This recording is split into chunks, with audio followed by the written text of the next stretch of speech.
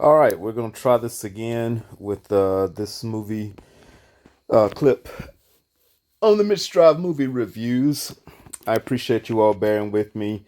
Um, it's gonna be cut up a whole bunch because that's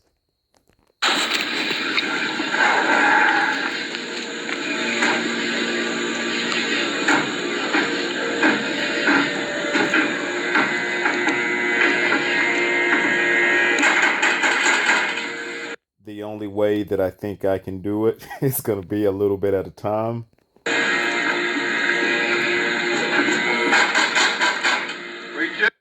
YouTube, as long as the movie is still in theaters,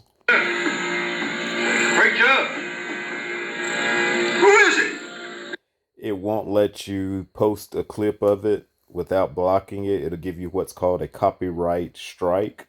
Mr. Brian, I want to talk to you about that boy. However, you can use movie clips for instructional, educational criticism, like being a movie critic, which that is the capacity in which I'm posting this.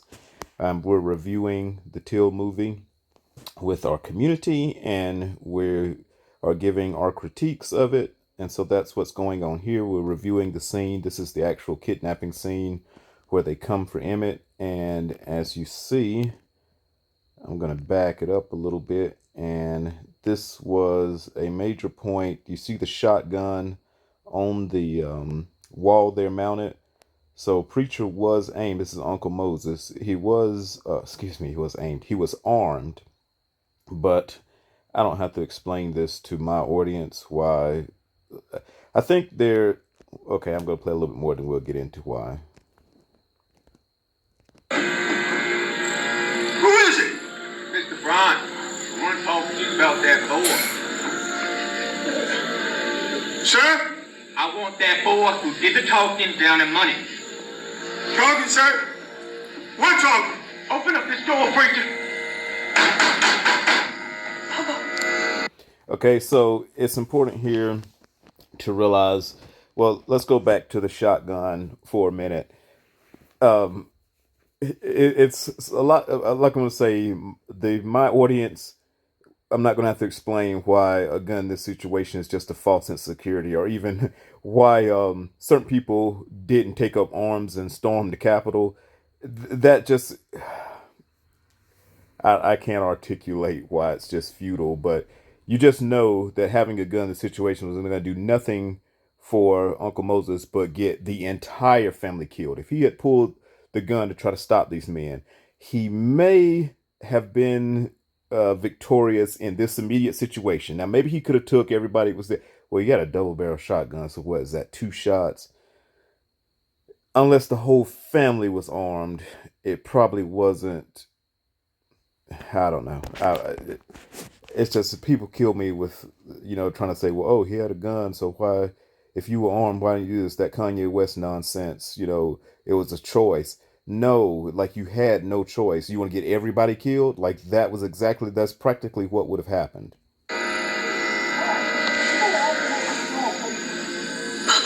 Wake up. Leave me alone. Get up, someone. Now, Bo is like a kid should be. He's oblivious to the danger that he's in because who's going to think, that somebody's going to come for me whistling at a woman just as a joke and snatch me out of my bed over that? Like, that is absurd. And just, you don't understand the gravity of the situation if you didn't, grow up and have these talks. Come. So what? They've come for you. Who's coming? I don't know what you mean, Mr. Brian. You got that boy from Chicago. This was also the scene that resonated with me as a dad, as an uncle. What can you do?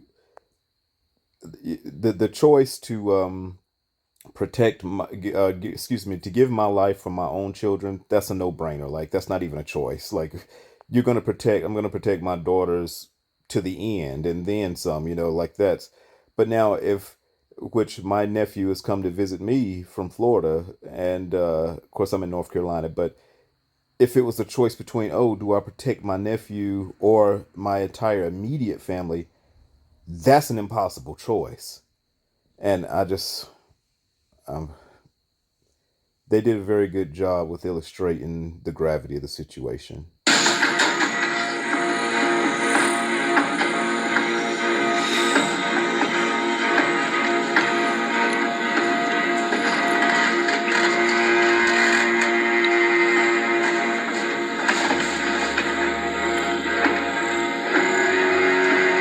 Yeah.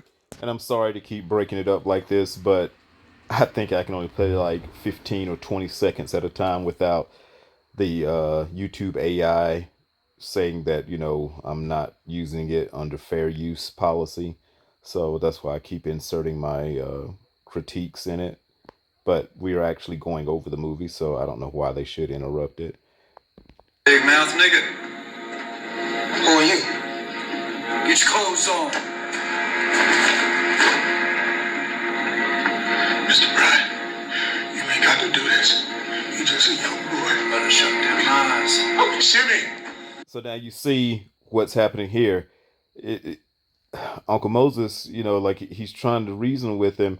He has no power in the situation, and he's telling even Uncle Moses' son Simi here, you looking in the wrong way, son. You're about to get caught up in this too, and it's just you when you're watching this in the theater, you feel the gravity of it, and just I, I there's no words really.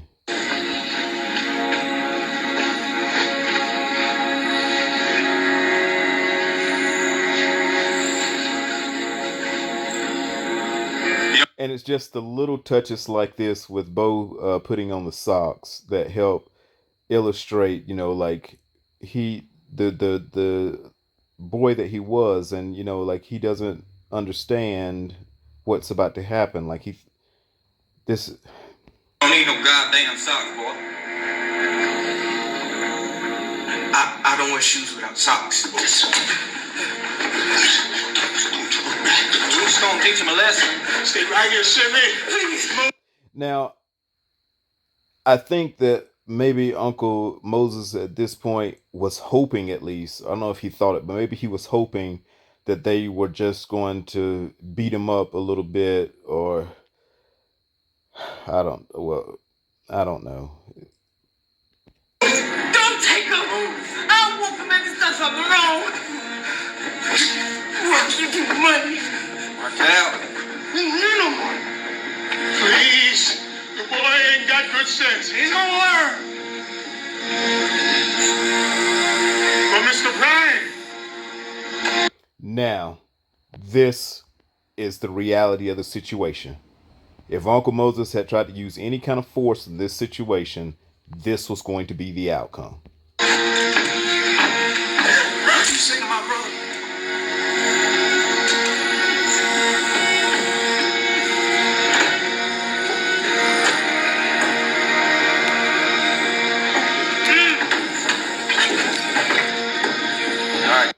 And now, as they load up, it's just the reality of, he's not coming back. Everybody on the porch here knows that they may be hoping that, that's not the eventuality of the situation, but ultimately it is. And then you see the aunt's grief here in a second. Yeah. Carolyn, is this the right nigga?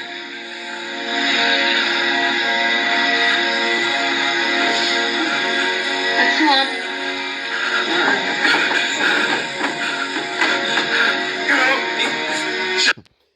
And now, two things here. I don't know if I don't even know where to start, but just I'm glad that they did show that there were some black men that were involved in this, but anybody that's watching this knows, like, okay, these black men, they may have been there for the muscle, but it wasn't like they could break bad and change the outcome of the situation. They probably didn't have any choice either. These are the Kanye Wests And so I should have labeled that in this video: Kanye West, Clarence Thomas, and I could come up with a couple of more names. Sheriff, whatever his name is, from Milwaukee. That's who these black people are. I apologize. That's not even funny. Like, I shouldn't even have made a joke about that. That this wasn't even like some long time ago, like 1800s and slavery time something. This was within our lifetimes. And I'm sorry if that was disrespectful, not to Kanye and all them, but just disrespectful to my elders who I didn't mean to be disrespectful.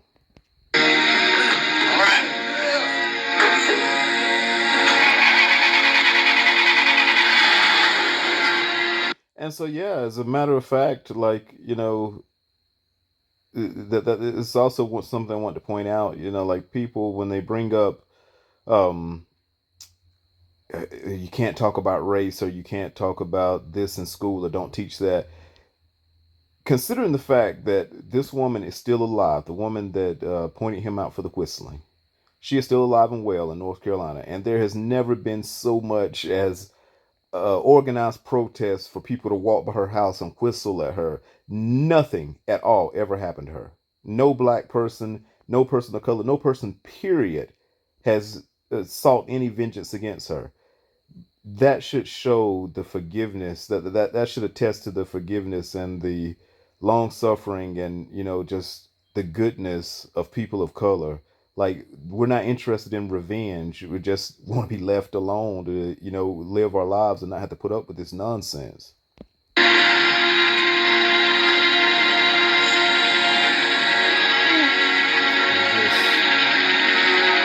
this just hits home.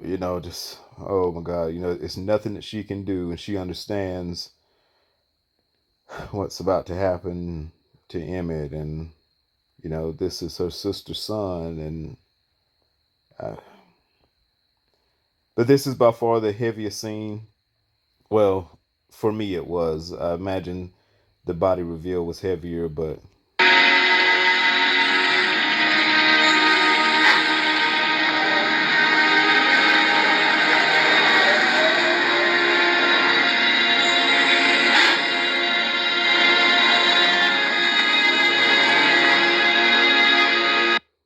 and so yeah, like, you can see it in Uncle Moses' face here. He's hurting, and he's powerless in the situation.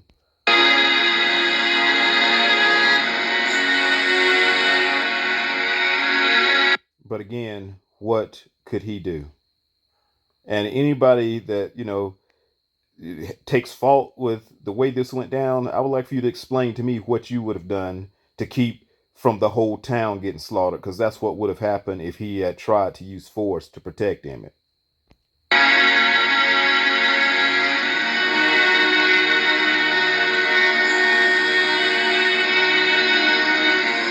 And that's just like, this is like, these, if they don't win, you know for this, the emotion in his face, the acceptance of, oh, I'm sorry for continuing to interrupt, but again, I'm trying to make sure that the video doesn't get blocked.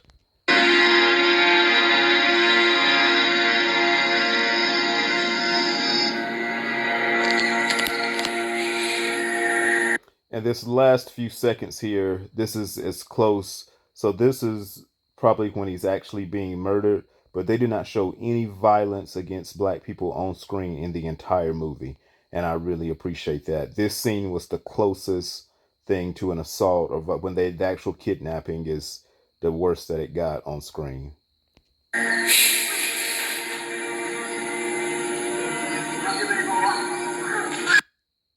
All right, so that was the kidnapping clip.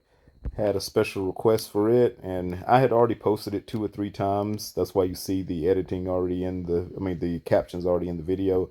But YouTube blocked it every time that I posted it, so hopefully this one will work.